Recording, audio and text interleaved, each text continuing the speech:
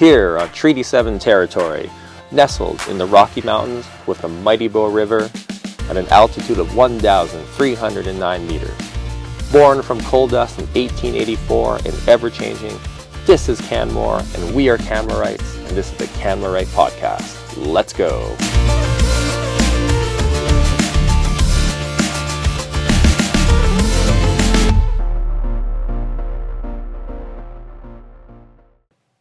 Hello!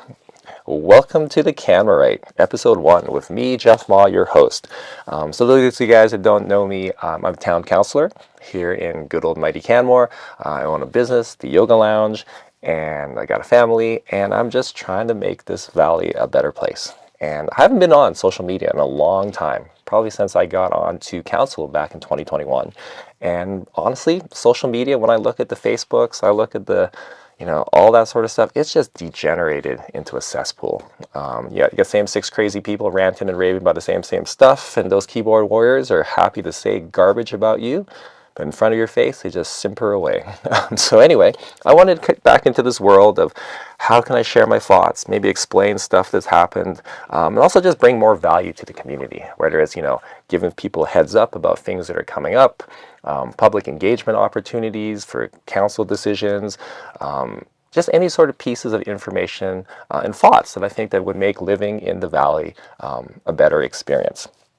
So one thing I got in my mind, as I mentioned before, is elections. A big thing coming up, obviously, is the federal election, and I'll be talking more about that later on. Hope to bring some value there with maybe some interviews, etc. But the other thing that's coming on to pretty much everyone's mind that I've seen, especially amongst my cohorts on council, is the municipal election happening this October. In some ways, October seems a bit of a far ways away, October 2025, but before you know it, it's going to be here. And honestly, probably one of the biggest questions I get asked all the time is, hey, Jeff, you've almost done your first term. Are you going to run again? And I'm going to put that question on the back burner a bit, because another thing I get asked is, what's it like being a town councillor? The other day, a constituent came up and said, hey, I'd love to spend some time with you, just pick your brain. I'm thinking about running, and I just want to learn a little bit more. And so kudos to that person, because, if you're going to go for a challenging job, maybe it makes sense to learn a little bit more about the job, talk to someone that's doing it before you get in. If I had done that before I got into school for engineering, I probably would have saved myself, a lot of stress and trauma, and maybe it would be in a different place in my life. But whatever, that's something for another day. So I'm sitting down with this constituent, and he asked the big question: what's it like being a town councillor? And I had to sit on that one for a little bit. And then I just told him, it's kind of like having a baby. Until you've had your first baby, your life is a certain sort of way. And then after that baby comes, it is completely different. Nothing in your life before will ever be the same. And when I look back at that moment when I did get elected, I can think of my life as pre-councillor and then post-councillor. And the geometry of my life and how I travel in Canmore is so different now. So if I had to talk about that from a little bit to elaborate, because there's probably some other folks that are listening to this podcast are curious and maybe thinking about running, there's some challenges.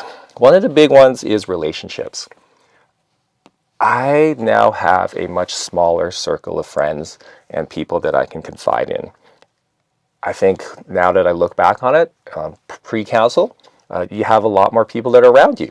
And even after getting elected, lots of people get around you and they're talking to you, and you might be surprised, or at least I was surprised that, some of them are true friends and some of them are just angling in to get something. And that is kind of disheartening. Another thing I would say is, if you own a business and you're thinking of getting on council, chances are your business will suffer. We live in a really polarized time right now, and I am confident that because of decisions I've made on council, people no longer support my business. I think that's a shame, for sure, especially when it comes to can you separate what it is the person offers in their business versus what they do on council? Especially, I think I'm pretty damn good at what I do at the Yoga Lounge. But yeah, that is a true thing. We live in a polarized world right now, and if people don't like one thing, they will try and stick it to you in every other aspect of your life, and that is a bummer. yeah, you have to get used to a lot of vitriol. I suffer from this thing, and I think a lot of people suffer from it. It's like really wanting to be liked. And if you've come from a situation where you have been liked by a lot of people, or you're a bit of a people pleaser, and I'm a people pleaser, once you get on council, chances are you will not be able to please people, and you will get crazy barbs, you'll get insults, you'll get crazy stuff coming down the pipe. Some of it may be fair, some of it probably definitely not, but it will hurt. And when that person that you fought in your circle was a true friend comes back and says something behind your back, and you find out, wow, it really does. It hurts. It totally hurts. And so, yeah, my friend circle in a nutshell has shrunk down. Another piece that is kind of interesting is how I navigate the community. Before getting on council, I was able to travel within the community in a certain type of way.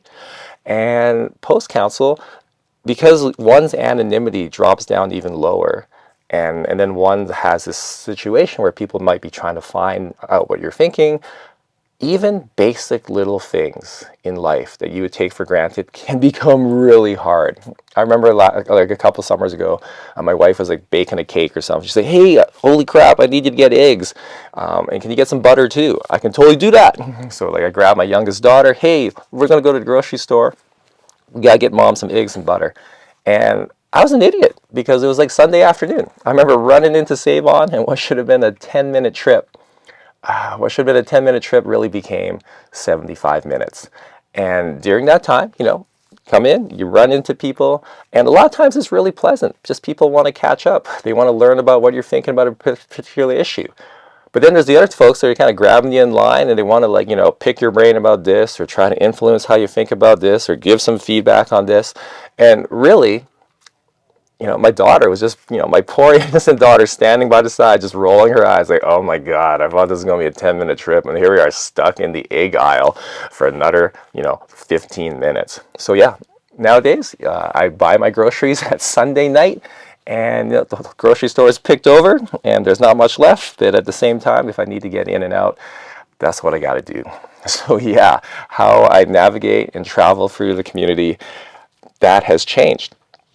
Now, in terms of the pros, I think if you really love where you live, and I'll be honest, like Canmore is not an easy place to live, but it is an amazing place to live if you can make it work.